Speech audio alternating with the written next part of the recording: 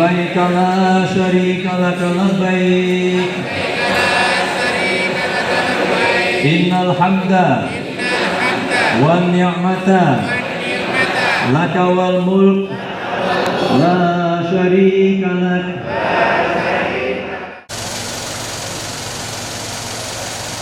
Assalamualaikum warahmatullahi wabarakatuh. Dulure Masam, dimanapun berada, khususnya Surabaya. Kali ini tas tenteng jamaah tertinggal dalam bus yang menuju bandara. Hingga malam hari, Minggu tanggal 5 Juni, 2 kloter embarkasi Surabaya telah bertolak menuju Madinah. Panitia penyelenggara ibadah haji PPIH 1443 Hijriah atau 2022 Masehi embarkasi Surabaya menemukan tas tenteng jemaah yang tertinggal di dalam bus saat di Bandara Juanda Surabaya pada Sabtu 4 Juni kemarin. Tas tersebut merupakan milik Nikmah, jemaah haji kloter 1 asal Kabupaten Tuban. Tas yang tertinggal akan dititipkan kepada petugas kloter berikutnya untuk diserahkan pada petugas kloter yang bersangkutan. Bapak Kiai Haji Husnul Mahrom selaku Kanwil Kemenak Jatim pun lantas mengingatkan agar semua jamaah memperhatikan barang bawaannya baik saat berada di dalam bus di bandara, di Madinah maupun di Mekah nanti. Petugas PPIH embarkasi Surabaya juga mengamankan 10 bungkus rokok serta 1 powerbank dari koper jamaah kloter 3 asal Bojonegoro pada Minggu tanggal 5 Juni pukul 14.30 waktu Indonesia bagian Barat. Rokok tersebut diamankan petugas karena melebihi batas regulasi barang bawaan rokok yang diperbolehkan untuk dibawa ke Arab Saudi. Karena berdasarkan regulasi maksimal 200 batang atau 2 slop saja yang bisa dibawa jamaah haji. Rokok yang diamankan petugas tadi selanjutnya akan diserahkan kepada petugas haji daerah masing-masing dan dapat diambil pemilik sekembalinya dari Tanah Suci.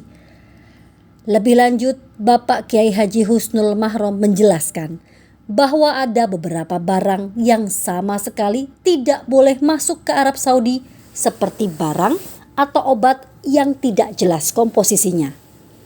Biasanya obat tradisional yang kemasannya tidak permanen, tidak ada komposisinya, rentan sekali untuk menimbulkan permasalahan. Sedangkan obat-obatan dan multivitamin yang mereknya terdaftar di BAPOM masih bisa masuk Saudi sepanjang dibawa dalam jumlah yang wajar. Misalkan membawa multivitamin sebatas 2 atau 3 strip tidak masalah. Kalau lebih dari 50 strip, nah, mau ibadah atau mau jualan? Pemerintah sebenarnya sudah memberikan pembekalan manasik haji dan selalu mengingatkan para jamaah terkait barang bawaan ini. Para jamaah haji hari Senin tanggal 6 Juni ini diberikan simulasi mengenai fasilitas kamar mandi di Arafah nantinya. Para calon jamaah haji antri dengan tertib di tempat yang sudah disediakan panitia asrama haji. Dan tentunya kisah unik terselip di kloter 3 kali ini. Taubatnya mantan anak pang yang kini naik haji. Ya, begitulah Fathul Supriyanto, jamaah haji yang tergabung dalam kelompok terbang 3, tidak pernah menyangka dirinya akan menunaikan rukun Islam kelima di usia yang relatif muda. Berangkat haji tutur mantan anak pang ini karena diputuskan menjadi ahli waris pengganti haji bapaknya yang telah wafat setahun lalu. Cambukan yang besar untuk dirinya agar bisa berubah menjadi lebih baik lagi dalam hal ibadah maupun muamalah lainnya. Sempat terbesit ketakutan dalam dirinya akan dosa-dosanya di masa muda. Meskipun bergabung dengan kelompok anak jalanan, Fathul bersyukur dirinya dulu tidak sampai melakukan tato di bagian tubuhnya, bahkan mencicipi narkoba. Meski demikian, jamaah haji yang berangkat bersama ibu tercintanya ini pantang meninggalkan sholat Jumat. Merasakan kehampaan dalam dunia pang, setahun berikutnya ia ikut pamannya berjualan tahu campur Lamongan di kota Surabaya. Di kota pahlawan inilah Fathul bertemu dengan seorang TNI yang akhirnya mengantarkan ia menjadi seorang abdi negara. Di tempat mustajabah Mekah Madinah nanti, Fathul ingin mendoakan sang bapak yang telah meninggal dunia mendahuluinya diberikan kehidupan yang berkah serta dikaruniai putra yang belum ia dapatkan di 2 tahun pernikahannya ini.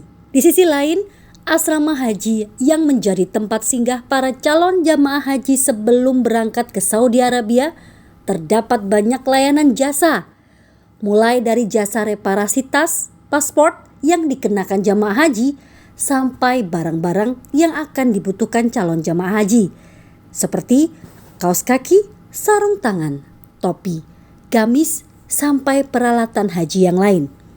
Bahkan ada jasa layanan pijat untuk para calon jamaah haji, yang tentunya para pemijatnya juga secara islami dan layanan jasa ini untuk para calon jamaah haji yang lelah perjalanan dari daerah menuju asrama haji agar nantinya segar kembali saat meneruskan perjalanan ke rumah Allah dan fokus menjalankan ibadah haji. Monggo Ibu, dengan Ibu siapa? Dengan Eni. Ibu Eni. Ibu Eni buka dari hari pertama berarti ya? Iya betul.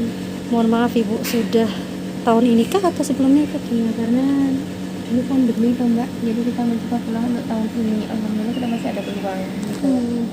Kita cari peluang yang kira-kira apa, karena kalau untuk makanan, untuk baju, souvenir kan sudah banyak, oleh-oleh haji juga banyak. Tapi untuk pijat ini kita berpikir mungkin habis turun dari bis atau menunggu waktu kedatangan kan perlu waktu, capek, jadi kita terpikir untuk itu. Untuk kemarin mohon maaf Bu, pelanggannya sampai berapa orang Bu? Sudah? Masih, mungkin karena masih awal ya, jadi masih di bawah 20 Mbak. Oh, luar biasa. Iya. Harapannya apa Ibu buka stand? Insya Allah berkah untuk kita, berkah untuk jamaah, berkah untuk semuanya dunia akhirat. Amin amin amin amin. Matur nuwun Ibu ya. Iya. Demikian Dulure Masam, liputan haji kloter keempat. Jangan lupa subscribe, like, share, dan bunyikan loncengnya. Akun channel YouTube Samsul Ma'arif Masam. Diwala-wale tetap Masam. Wassalamualaikum warahmatullahi wabarakatuh.